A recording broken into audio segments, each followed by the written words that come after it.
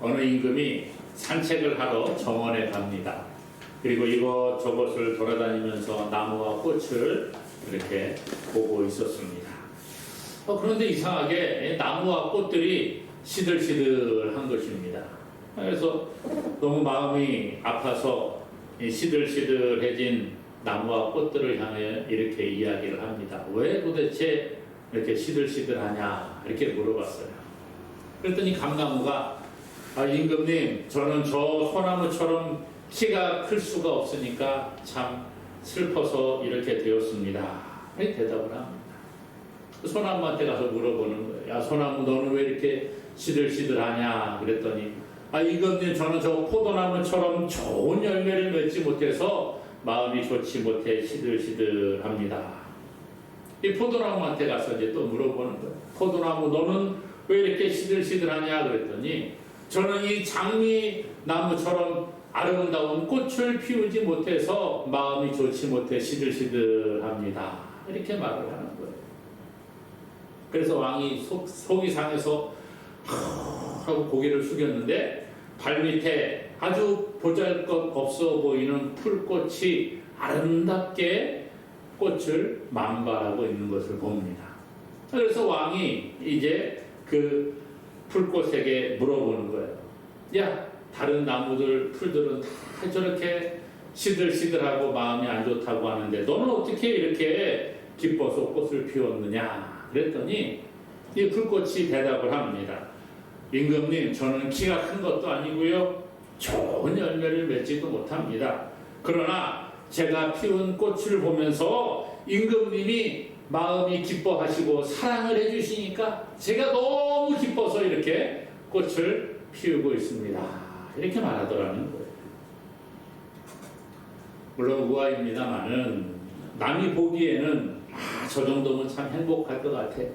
저 사람은 참 걱정이 없을 것 같아. 이렇게 남들이 처지를 부러워하는 사람일지라도 정작 본인은 행복하지 않고 기뻐하지 못하는 사람들이 세상에 너무나도 많이 있습니다. 왜 그럴까요?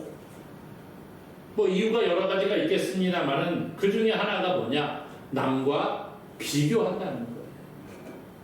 내가 가지고 있는 것을 보면서 만족하기보다 남과 비교합니다. 저 사람은 나보다 더 많이 가졌는데, 저 사람은 나보다 더 많은 권력을 누리고 있는데, 저 사람은 나보다 건강을 더 많이 가지고 있는데, 저 사람은 나보다 더 이런 것들을 가졌는데 라고 하면서 남들과 비교하다 보니까 상대적인 박탈감으로 인해 한탄하고 원망하고 불행에 빠지게 된다는 것입니다.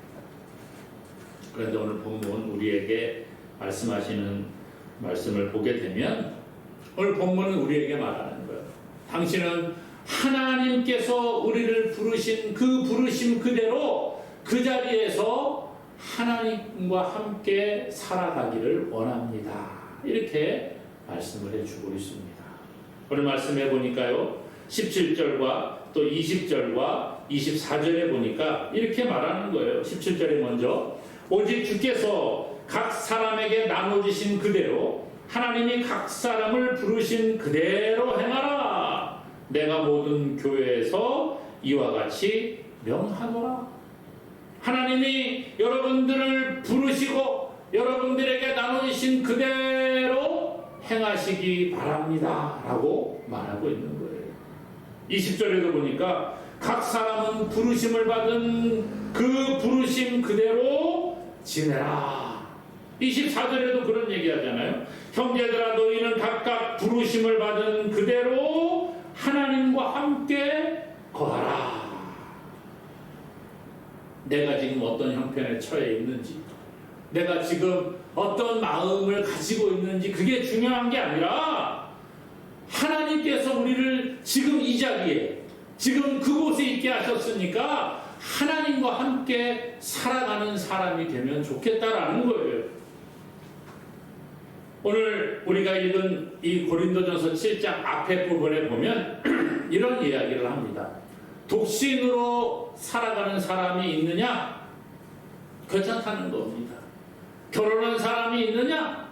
또 결혼을 했는데 결혼한 부부 가운데서 한 사람은 교회를 다니고 한 사람은 교회를 다니지 않느냐, 아니면 두 사람 다 교회를 다니느냐, 그것과 상관없이 여러분들은 하나님을 위한 삶을 사시면 됩니다 라고 이야기하고 있다는 거예요. 결혼을 했느냐 안 했느냐가 중요한 게 아니라, 가정에 부부 가운데 한 사람은 믿고 한 사람은 믿지 않느냐 중요한 게 아니라는 거예요. 또 신분이 낮으냐 높으냐 중요한 게 아니라는 것입니다. 재산이 많으냐 적으냐 이것이 중요한 게 아니라는 거예요. 어떤 환경에 내가 있을지라도 중요한 것은 뭐냐? 하나님이 당신을 부르셔서 하나님의 자녀 삼아 주셨으니까 하나님을 위해 살아가기를 원합니다. 이렇게 말씀하고 있다는 것입니다. 이 말을 잘못 오해해서 들으면 안 되는 것이죠. 뭐 결혼을 했든지 안 했든지, 재산이 많든지 적든지, 지위가 높든지 낮든지 그거와 상관없이 그거 모두가 다 하나님 그렇게 하셨으니까 그냥 그렇게 살아, 이렇게 들으면 안 되는 겁니다. 네. 그래, 모두가 하나님 뜻이니까 그냥 체념하고 살아야지, 나는 이렇게 만들어진 존재인가 봐, 이렇게 생각하면 안 된다는 것입니다. 현실을 비관하고 체념하고 사는 것은 하나님이 기뻐하시는 삶이 아니라는 거예요. 그렇기 때문에 우리는 어떤 상황 가운데에서도 하나님이 지키심을 믿는 믿음 안에 살아가라는 거예요. 잘못된 그런 생각을 가지고, 그게 나를 하나님 이렇게 만들어 놓으셨으니까 그냥 이렇게 살다가 죽으면 되지가 아니라, 지금 이 상황도 하나님이 허락하신 환경이니까 내가 하나님과 함께 이겨나가리라, 이런 믿음을 가지고 살아가라, 그렇게 말하고 있습니다. 하나님이 우리를 사랑하시는 그 사랑이 얼마나 큰지 그것을 깨닫고 지금의 어려움을 이겨나가라는 것이죠. 하나님께서는 날마다 우리와 함께 하시는 분인 줄로 믿습니다. 우리가 어떤 환경에 있어도 하나님은 우리와 함께 하신다고 약속을 하고 있습니다. 여호수아서에 보게 되면 이 모세가 이제 애굽에서 이스라엘 백성들을 이끌어내서 광야의 40년의 삶을 지나고 난 다음에 약속의 땅 가나안으로 들어갈 때에 하나님은 모세를 가나안 땅에 들어가지 못하게 막으십니다. 그리고 그 다음에 여호수아에게 그 지휘권을 넘겨주죠. 지도자가 이제 모세에서 여호수아로 바뀌게 됩니다. 여호수아는 그 많은 이스라엘 민족들을 가나안 땅으로 이끌고 갈 책임을 가지게 되었어요. 아마 여호수아의 마음에 두려움이 있었을 겁니다. 저 위대한 우리의 지도자 모세조차도 저렇게 백성들이 그냥 날마다 불평하고 원망하고 힘들어했는데 내가 과연 잘 감당할 수 있을까? 아마 이런 생각이 들었을 거예요. 그때 여호수아 1장 9절에 보니까 하나님이 이런 말씀을 하십니다. 내가 내게 명령한 것이 아니냐. 강하고 담대하라. 두려워하지 말며 놀라지 말라. 내가 어디로 가든지 내 하나님 여호와가 너와 함께 하느니라 그랬어요. 너는 두려워하지 말고 놀라지 말아라. 내 하나님 여호와, 네가 어디로 가든지 내 하나님 여호와 내가 너와 함께 할 것이다. 이렇게 하나님이 여호수아에게 말씀하셨다는 거예요. 여호수아에게만 그렇게 말씀하셨을까요? 아니요. 오늘 저와 여러분들에게도 동일하게 함께 하신다는 약속을 하신 줄로 믿습니다. 예수님께서 마태복음 28장 20절의 마지막에 이런 말씀하셨어요. 내가 세상 끝날까지 너희와 항상 함께 있으리라. 마태복음을 마감하면서 예수님이 하늘로 올라가시기 전에 마지막으로 말씀하신 게 이 말씀이에요. 내가 세상 끝날까지 너희와 항상 함께 있으리라. 이 말씀이 오늘 저와 여러분들에게도 동일하게 주어진 줄로 믿습니다. 하나님은 오늘 저와 여러분들과 영원히 함께 하신다고 약속하고 있다는 거예요. 그 약속의 말씀이 있기 때문에 우리는 어떤 상황에 처할지라도 하나님이 나와 함께 하신다는 믿음으로 승리하게 되는 줄로 믿습니다. 우리의 가정 형편이 어려워도 하나님은 함께 하시는 거예요. 사업이 잘 안 되어도 우리에게 소망이 있는 것은 하나님이 나와 함께 하시기 때문이라는 거예요. 건강이 좋지 못한 상황에도 우리가 소망을 가질 수 있는 것은 하나님이 지금도 나를 돌보고 계시기 때문인 줄로 믿습니다. 그러기에 우리에게는 희망이 있는 거예요. 자신의 현재 상황을 비관할 필요가 없습니다. 비록 나의 상황이 어려워도 이 어려운 상황에서 하나님을 바라보는 믿음을 우리가 소유할 수 있기를 원합니다. 어떤 분들은 그러더라고요. 나 하나님 믿는데 나는 왜 이렇게 힘들까? 나 하나님 믿는데 나는 왜 이렇게 몸이 자꾸 아플까? 하나님 믿는데 왜 우리 가정은 점점 이렇게 어려운 일들이 생길까? 이런 생각하는 경우들이 있습니다. 과연 맞을까요? 하나님 믿어도 소용없다 이런 생각이 들 때가 있습니다. 맞습니까? 물론 사람이니까 점점 일이 어려워지고 건강이 약해지고 하는 일들이 잘 안 되면 이런 생각이 들어올 수 있습니다. 그러나 이런 생각은 하나님이 주시는 생각이 아니라는 거예요. 아들아 힘드니? 딸아 힘들어? 그래도 내가 너와 함께하고 있잖아. 하나님 지금도 우리에게 말씀하시는 거예요. 그런데 우리는 힘들 때가 되면 나 혼자 있다. 하나님도 나와 함께하지 않는다라는 그런 생각에 빠질 때가 있습니다. 아니요. 하나님은 지금도 우리와 함께 하시는 줄로 믿습니다. 왜 자꾸 힘들어질까요?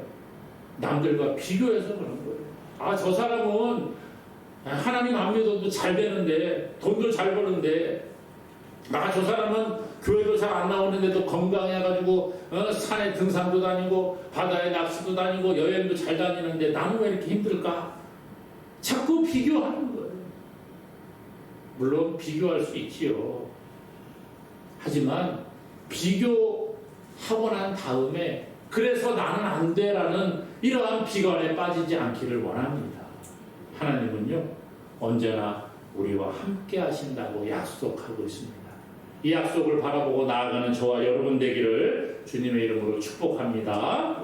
오늘 그래서 현재 상황 가운데에서 하나님의 계명을 지키며 하나님과 함께 나아가야 하는 거예요. 오늘 본문 18절에 이렇게 말해요. 할례자로서 부르심을 받은 자가 있느냐? 무할례자가 되지 말며 무할례자로 부르심을 받은 자가 있느냐? 할례자가 되지 말라. 이렇게 말합니다. 고린도 교회는 유대인들과 이방인들이 섞여 있는 교회였습니다. 유대인들 가운데에서 예수님을 믿고 성도가 되었고요. 또 이방인들 가운데에서도 복음을 듣고 예수님을 믿어 교회의 일원이 된 사람들이 모여 있었습니다. 당시 유대주의자들은 예수님을 내가 믿어도 모세 율법을 지켜야 되고 모세 율법에 나와 있는 할례를 받아야지만 구원받는다라는 생각을 가지고 있었습니다. 그래서 같은 교회 안에 있는 유대인이 아닌 이방인들을 향하여 당신은 유대인이 아니라서 할례를 안 받았으니까 이제 예수를 믿었으니까 구원받기 위해 할례를 받아야 합니다라고 그렇게 이야기를 했다는 거예요. 왜냐? 구약의 율법에 의하면 하나님의 선택받은 백성은 할례를 받음으로 그것을 확증했기 때문이라는 거예요. 신약에 와서는 이것이 세례와 같은 의미로 사용이 되는데요. 이 문제가 교회 안에 심각해지기 시작을 합니다. 유대인들만 믿으면 괜찮은데 이방인들이 예수님을 믿고 이제 교회 안에 들어오니까 이 할례를 받아야 되느냐 말아야 되느냐, 모세 율법을 지켜야 되느냐 안 지켜도 되느냐, 이런 문제로 다툼이 일어났다는 거예요. 그래서 사도행전 15장에 보니까 이 문제 때문에 예루살렘에서 이제 회의가 열리게 됩니다. 그 당시 지도자들이, 종교 지도자들, 예수님의 제자들을 비롯한 지도자들이 모여서 언제 회의를 하기 시작을 한 거예요. 이게 과연 어떤 게 맞느냐, 예수님이 우리에게 가르쳐 주신 복음과 무엇이 일치하느냐, 이제 토론이 벌어진 거지요.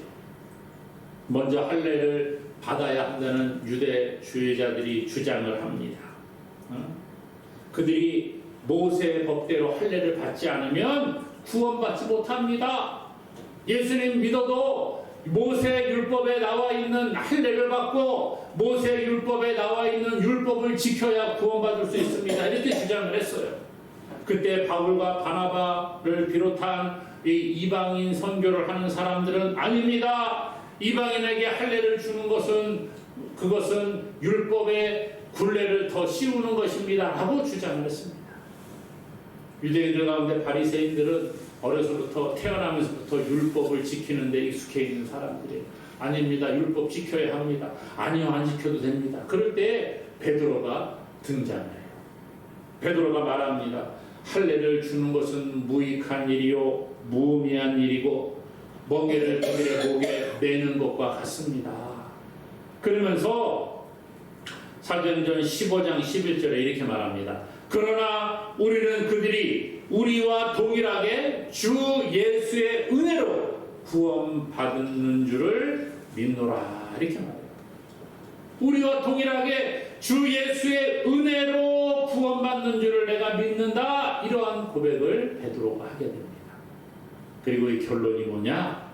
그래, 이방인들에게 할례를 받게 하고 모세 율법을 다 지켜야 된다고 말하는 것은 율법의 그 굴레를 씌우고 멍에를 목에 매는 것과 같은 잘못된 것이니까 그렇게 하지 말자라고 결론을 내립니다. 이게 예수님의 뜻이라는 거예요. 오늘 고린도 교회는 이방인들이 많이 있었습니다. 그래서 이 할례 문제로 고민을 하고 모세 율법을 지켜야 되느냐 말아야 되느냐로 그렇게 다툼을 하고 있는데 바울이 오늘 18절에서 뭐라 그래요? 할례자로 네가 만약에 부름받았냐? 무할례자가 되지 말라? 너 무할례자로 부름을 받았냐? 할례자가 되지 말아라?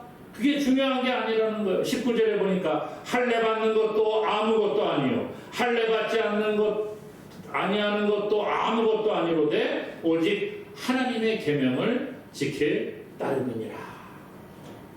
할례를 받았느냐 안 받았느냐 중요한 게 아니라는 거예요. 그래서 오직 하나님의 계명을 지키라 그랬더니 또 어떤 분들은 그러면 율법을 지켜야 구원받는 거 아닙니까? 그런 얘기가 아니라는 거예요.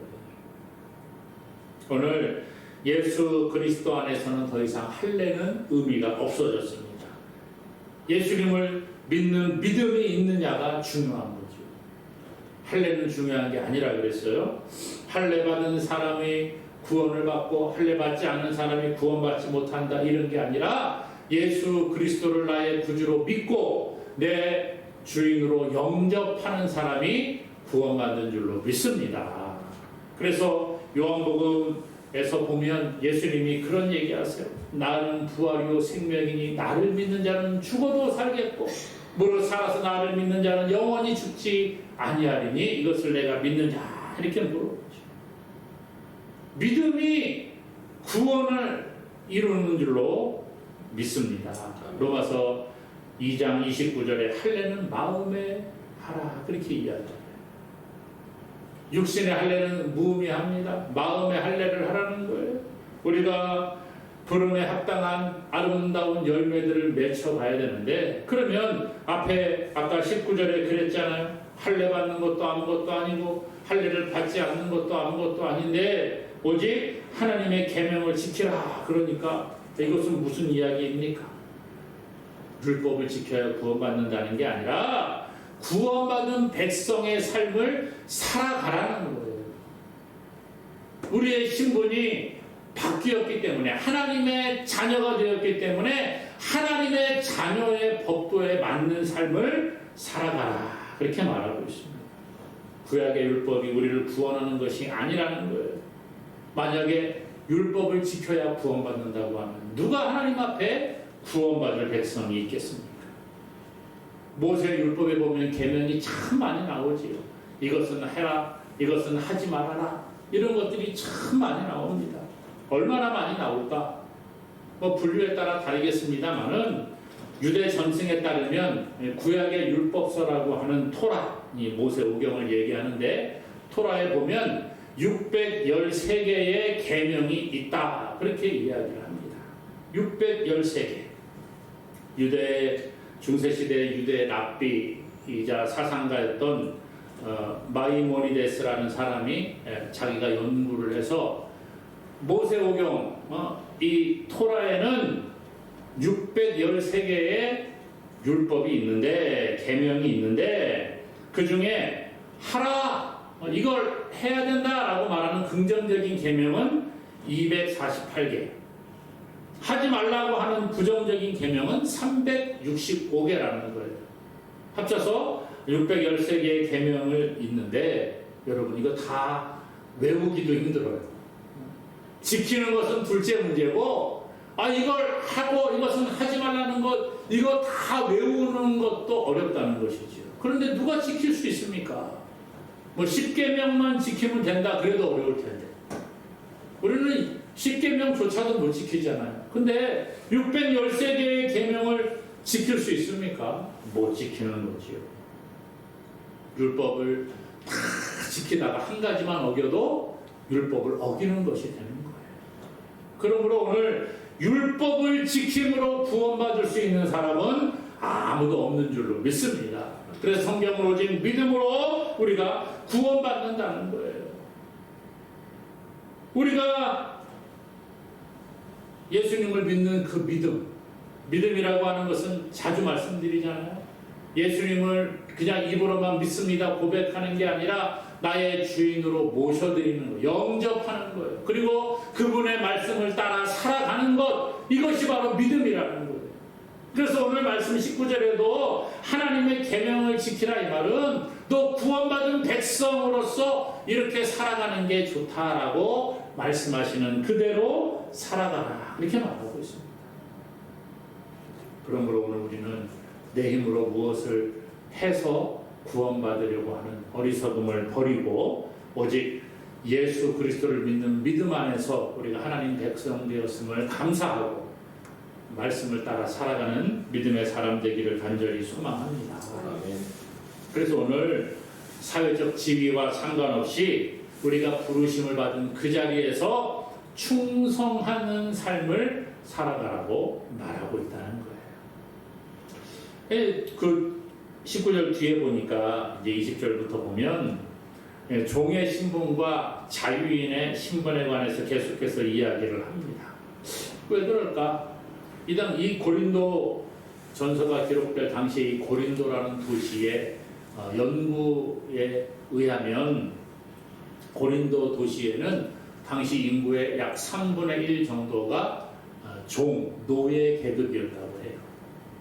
그러니까 자유인 그냥 아주 높은 계급에 있는 사람들도 있지만 종의 계급이 3분의 1이 넘었다, 이런 연구를 제가 도왔습니다. 당시 종의 신분으로 살아간다는 게 쉽지가 않겠죠. 근데 일반 평민들 또 귀족들도 복음을 들어서 예수님을 믿은 사람이 있지만 종이나 노예들 가운데에도 복음을 듣고 예수를 믿는 사람들이 생겨납니다. 그래서 그들이 교회 공동체 안에 들어왔습니다. 그래서 성경에 보게 되면 빌레몬의 종인 오네시모와 같은 사람들도 복음을 듣고 예수님을 믿었어요. 그런데 문제는 이 종으로 있는 사람, 노예 계급에 있는 사람이 복음을 듣고 예수님을 믿었으니까 어떻게 해야 돼요? 이제 교회 나오는데 주인이 못 가게 하면 못 가고 또 시간이 되면 오고 그렇게 합니다. 그런데 종으로 있을 때 부름받은 사람은 어떻게 살아가야 될까? 이제 그런 고민거리가 생기게 된 거죠. 거기에 대해서 오늘 21절, 22절은 말하기를 네가 종으로 부름을 받았느냐? 염려하지 말아라. 그랬는데 네가 자유할 수 있으면 그것을 이용해서 자유인이 되고, 그렇지 않고 주 안에 부름을 받았을 때 종으로 있었으면 그냥 그 가운데에서 충성하면서 살아가는 것이 하나님의 기뻐하시는 삶이라, 그렇게 말하고 있다는 거예요. 그래서 22절에 보니까 주 안에서 부르심을 받은 자는 종이라도 주께 속한 자유인이요 또 그와 같이 자유인으로 있을 때 부르심을 받은 자는 그리스도의 종이니라, 이렇게 말합니다. 노예로 있을 때 부르심을 받은 사람이 나는 종인데, 나는 노예인데 이러면 괜찮을까 염려하지 말라는 거예요. 신분이 중요한 것이 아니라는 거예요. 하나님을 섬기는 것이 중요하지 내 신분이 중요한 게 아니라는 거예요. 내가 종이고 노예라고 해서 영원히 종으로 살아가라는 법은 없습니다. 비록 종이라고 할지라도 그 당시에 자유인이 되는 여러 가지 방법들이 있었어요. 예를 들면 어떤 공을 세워서라든지 또 돈을 모아서 자기의 몸값을 지불함으로 그렇게 자유인이 되기도 했어요. 이럴 수만 있으면 종의 신분을 면할 수 있으면 면하라는 거예요. 하지만 그게 안 된다고 하면 어떻게 해요? 그래도 상관없다는 거예요. 당신은 예수님을 믿음으로 영적인 자유인이 되었으니까 그냥 그 자리에서 충성하면서 최선의 삶을 살아가면 하나님이 기뻐하시는 삶이 된다라고 말하고 있다는 것입니다. 또한 자유인으로 예수님의 그 복음을 듣고 예수님을 믿은 자들이라고 할지라도 그냥 네 마음대로 사는 것이 아니라는 거예요. 우리는 모두가 예수님을 믿음으로 그리스도의 종이 되었으니까 주님의 말씀에 순종하는 삶을 살아야 한다라고 말하고 있습니다. 그래서 결론은 뭐예요? 오직 하나님의 영광을 위해 살아가라는 것이에요. 지금도 마찬가지입니다. 물론 지금이야 종, 노예 이렇게 부르진 않지만 어떤 분은 그러더라고요. 직장인들이 그 종의 삶을 살아가는 것과 똑같지 않습니까? 이런 얘기 하기도 합니다. 어쨌든 간에 그게 중요한 게 아니죠. 오늘 우리가 직장 생활을 하든지 피고용이 되었다든지 그거 상관없어요. 내가 사업을 해서 오너가 되었든지 직원이 되었든지 상관이 없습니다. 내가 어떤 형편에 지금 있을지라도 그것이 중요한 게 아니라 뭐예요? 뭐가 중요하다고요? 내가 예수님을 믿고 하나님의 자녀가 되었다는 것. 우리 안에 주님이 함께 계시다는 것. 그렇기 때문에 우리 할 일은 뭐냐? 내가 부르심을 받은 그 자리에서 내가 지금 처해 있는 그 환경 가운데에서 하나님이 나를 지금 이끌어 놓으신 그 자리, 우리의 가정, 우리 직장, 또 내가 처해 있는 우리 사회 환경 가운데에서 하나님의 자녀의 삶을 살아가라 이렇게 말하고 있습니다. 오늘 부르심을 받은 그대로 하나님과 함께 살아가는 것, 이것이 하나님의 뜻인데 과연 우리는 어떤 삶을 살아가고 있습니까?